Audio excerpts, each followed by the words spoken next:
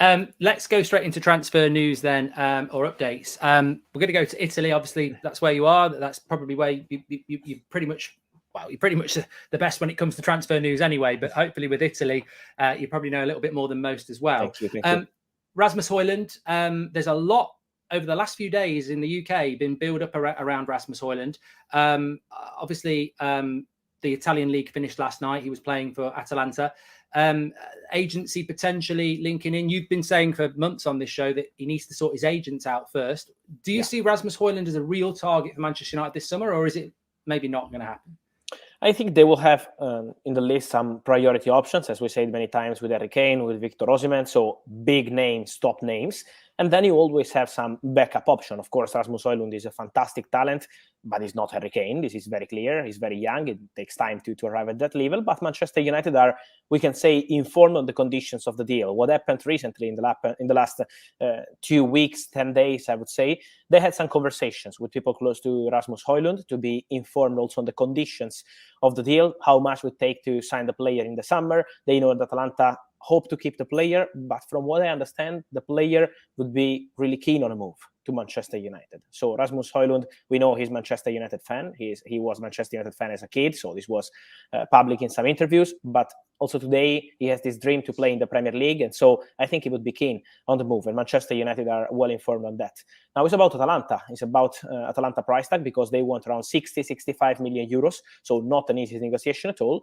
And also, we have to understand if Manchester United will be able to sign one of the top targets, we mentioned Kane, Osimhen, and these kind of players, or if they will go for a younger striker. So let's see the domino of strikers, how that will go. But Højlund is a player that Manchester United appreciate for sure, and he's a player that they are following, and they are very well informed on the conditions of the deal. Do you think they could go for two strikers, Manchester United, or are they just looking for one at the moment? I think the priority is one striker, one midfielder, one centre-back, and then in case they have some budget left, some opportunity on the market, they will explore possibilities for a second striker. But I don't see them starting with that kind of striker. I think they will try to start in a different way. Just sticking with Italy because it's easier. Kim Min-jae, loads and loads of Italian reports. You know more than us whether we should take those Italian reports seriously. Lots of them talking about wages and deals done and all that. Obviously, this can't happen till July anyway. Would you put Manchester United as really in that race for Kim Min-jae, or is it just paper talk in Italy?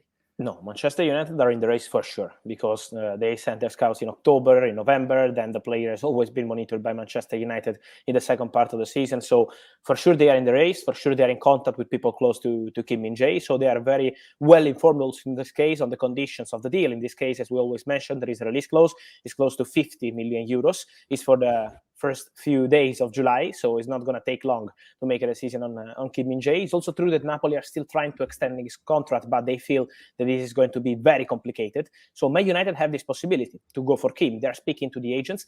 Let me say that as of today, while we're speaking, from what I'm told, this is not a done deal. This is not something guaranteed. Man United had some conversations with Kim. Let me say that Champions League football makes the difference, because Kim wants to play Champions League football. So this is why the deal was a bit slow in March. In April, he wanted to be 100% sure of the Champions League possibility with Manchester United. Now the conversation is ongoing with Man United. Also Newcastle have an interest in Kim. So both clubs are into the race.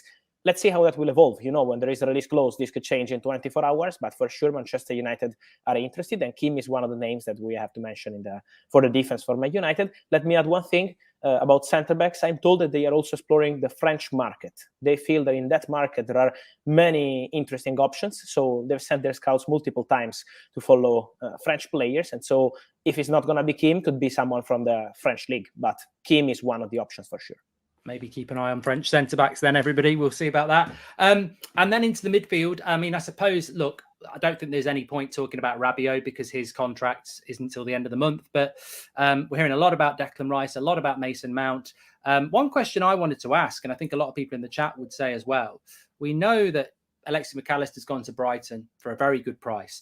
Caicedo, we've spoken about him a few times, and we know that he was a player that United looked at a long time ago. But we never hear about Manchester United and Caicedo. We're just hearing about Declan Rice. Is it really just Rice and Rabiot at the moment, or are United actually looking at a Caicedo or anybody else? No, I would keep it open, honestly. I would keep it open. It's not only Declan Rice. For Caicedo, I keep saying that Chelsea want him.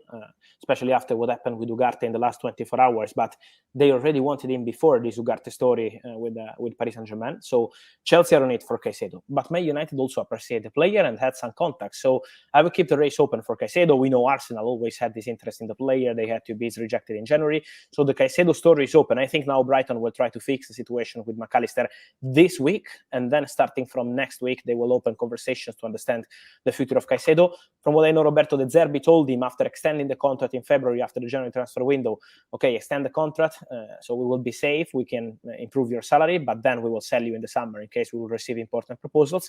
So now there is this pact between De Zerbi and Caicedo, but he's a name that I will keep at the moment open on the market, with Chelsea really pushing, because Chelsea really likes the player, but it's not something done yet. So let's see what happens there. I think for the midfielder and Man United, the situation is very open. And then there is the Mason Mount story, who is really concrete in this moment. That deal, Fabrizio, looks like if we're going to get any deal done quickly, Mason Mount's not part of the England squad. He's finished the season. Chelsea need money. It's one way or another. That looks like it will get sorted probably the quickest at the moment. One way. Yeah, for sure. For sure, Manchester United are pushing a lot behind the scenes, because they know they have to be careful also in the public situation of this deal. It's not easy also to negotiate with Chelsea. The real issue is with Chelsea. We know that from what I'm told, it's not about agreeing personal terms, but this is not a problem. Man United had conversations with people close to Mason Mount, and they feel that they can reach an agreement on personal terms in very fast and easy way. So the player would be keen on the move, is attracted by the idea of football of Erik ten Hag. So Mason Mount is open to the move. It's about Chelsea. Chelsea are still asking for 80 million euros at least as fee for Mason Mount. And for Manchester United, this is way too much for a player who's out of contract next summer. So I think now is typical kind of strategy game. With Manchester United, who want to pay less because he's out of contract next summer, but with Chelsea, who are trying to get their best from a player who is made in Cobham. So it's also not easy for them to accept to let him go, and he's not extending the contract. But this is the reality. Now it's a strategy game, but Man United are there. Man United are confident because they know the player wants to join them. So I think Mason Mount is a really concrete story waiting for Chelsea, because now it's crucial to understand when Chelsea, if Chelsea would change their position. And then just on the goalkeeper, I would be wrong if I didn't ask you this, because there's a lot of people who blames David De Gea for the FA Cup final. Not myself, but there you go. Costa from Porto, the Anderlecht goalkeeper. It's very highly likely United will bring a goalkeeper in. I think there was a story about, but we'll talk about Dean Henderson in a minute. But is that Costa, is that just a pipe dream for United fans? Is it more likely we end up going for a goalkeeper like the Anderlecht goalkeeper, a little bit cheaper? Yeah, I think that kind of solution, I would say a smart solution. So maybe a young goalkeeper from a league where price tags are not so expensive. So something smart in terms also of budget. I don't think Man United are going to extend the contract of David De Gea and sign a top goalkeeper like Diogo, who would cost something close to 75 million euros. So Costa is really appreciated by Man United. We said here multiple times that they have had conversations with people close to him. They are following the player with their scouting department, but at the same time, it's not something advanced because Porto only sell for release clauses. And at the moment, this is not the case for Man United to go there and pay 75 million euros. So I think this will be kind of smart signing, a young goalkeeper from that kind of league, maybe Belgian league, maybe Dutch league, again with Erik ten Hag, who knows the league very well, trying to find an opportunity and put a second goalkeeper who can create competition with David De Gea, who is close to extending his contract, because that is really, really close. Do you think there's any prospect that David De Gea doesn't sign that contract? So there's a few people asking. I don't think that. I think he'll sign it, but he's very advanced. He's very, very advanced. Then, in football, until they sign the contracts, everything remains open, and even if there is 1% chance, but at the moment he's very advanced, and all the parties want the same, because David De Gea wants to stay at United, and United want to keep David De Gea and to create competition. I think also Erik ten Hag, in that interview he had, if I'm not wrong, with the Times, he was very clear in saying that I can't guarantee to David De Gea to be the first goalkeeper. To say that while the season is still on, because they had the final to play, I think this is a very strong message to create some positive pressure around the goalkeeper. So I think the idea is very clear to bring in a new important second goalkeeper for the future.